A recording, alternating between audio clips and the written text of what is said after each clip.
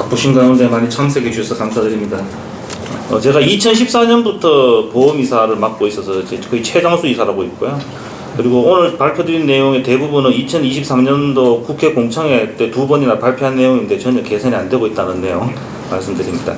그래서 먼저 중증천식이 얼마나 많고 어떤 부담을 가지고 있는지 보고요. 국내 치료제가 어떻게 도입되고 있고 지금 현재 접근성은 어떤지, 그리고 현재 상급종합병원 구조조정 사업이라든지 현재 일선 진료 현장에서 이런 천식과 관련된 문제를 해결해서 중증도를 재분류하고 또는 희귀질환 또는 중증 난치성 질환 등의 특례 적용을 어떻게 하면 좋을지에 대한 정책 제안에 대해서 말씀을 드리겠습니다.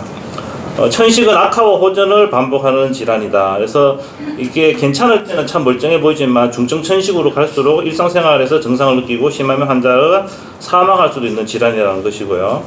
중증 천식은 약을 많이 씀에도 불구하고 환자가 조절이 안 되고 잦은 악화를 보여서 더 나은 치료 단계, 높은 치료 단계를 요하는 질환이 중증 천식입니다. 그래서 그만큼 전문가들의 손길이 필요하고 또 생물학적 제재 같은 고난도의 약물이 필요하고 환자는 치료 과정 중에 사망의 위험을 안고 있다는 것이 이제 중요하겠습니다.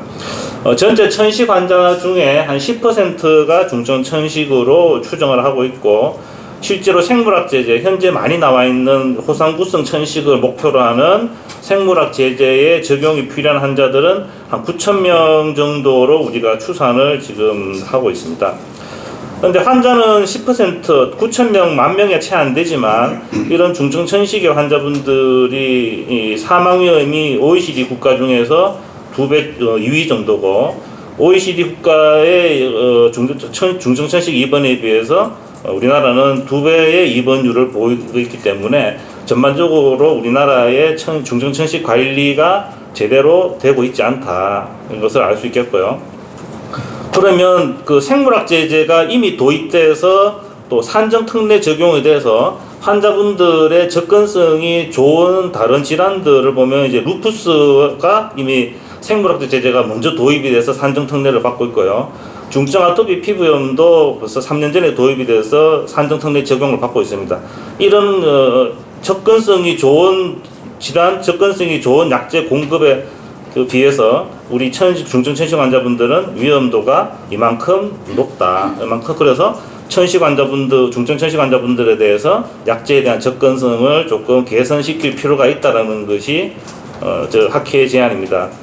지금 계속해서 천식 사망률은 증가되고 있고요. 10년 동안 3배 정도 증가하고 있다. 10만 명당 천식과 관련된 천식의 합병증, 천식의 치료약제 등등 천식과 관련된 사망률이 이만큼 늘어났고, 천식으로 인한 사망률도 이렇게 3배 정도 늘어났고, 중증 천식 관련된 사망률이 2015년 한 2,600건 정도 되기 때문에 그 10만 명당 계산하면 한 2.5명 정도가 나오는 걸로 되어 있습니다. 그래서 천식 환자분들의 사망률이 저개발 국가 외에 산업화된 경제력이 뛰어난 OECD 국가 중에서는 1위 또는 2위를 계속 번갈아 가면서 달리고 있을 만큼 대한민국의 천식 사망률이 많다라는 것을 이제 우리가 알 수 있습니다. 사망률뿐만 아니라 환자분이 사망하지 않더라도 일상생활을 하면서 느끼는 삶의 질 저하가 상당히 심각하다.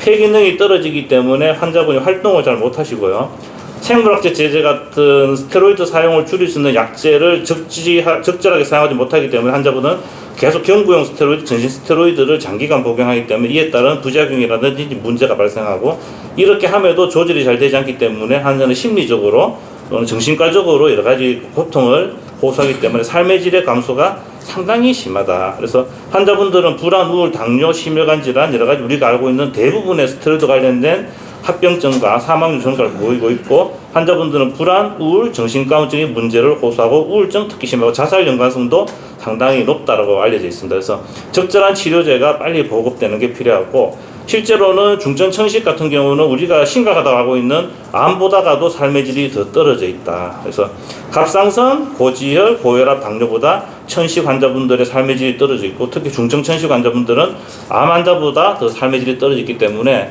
우리가 천식이라고 하면 이렇게 심각하게 생각하지 않고 있지만 이 중증 천식 환자분들은 상당히 여러 가지 삶의 질 저하를 경험하고 있다. 그래서 언제 나빠질지 모르기 때문에 환자는 항상 불안해하고 나는 뭘 할 수도 없다. 생활에서 무력감, 가지 우울증, 그 다음에 의욕저하 등을 호소하고요. 여러 가지 나는 일을 제대로 못한다, 학교에 등교를 늦게 한다, 직장을 자주 빠지게 된다라는 사회 경제적으로도 환자분이 여러 가지 문제를 호소하고 있습니다. 그리고 여러 가지 스테로이드, 경구용 스테로이드, 전신 스테로이드를 자주 쓰기 때문에 이로 인한 여러 가지 장기적 치료에 대한 스테로이드 부작용을 호소하고 있다. 자, 사망률 대 위험도 없고 삶의 질도 저하지만 이로 인해서 환자분은 본인이 직접 의료비 또는 간접적인 사회 경제적인 의료비 지출 또한 상당히 많다. 중증천식 환자분들 의료비 지출은 한 5배 정도 많고요. 일을 못하는 게 한 40% 이상. 그리고 전체적인 사회적 비용은 직접 간접 다 포함해서 한 4조 원 정도 소모하는 것으로 알려져 있습니다. 중증천식 환자가 쓰는 약제 비용은 생물학적 제재를 제외하고도 한 10배 정도 되고 있고, 입원을 자주 하거나 중간중간 외래나 응급실을 자주 방문하기 때문에 전체 천식 치료 비용의 절반을 차지한다.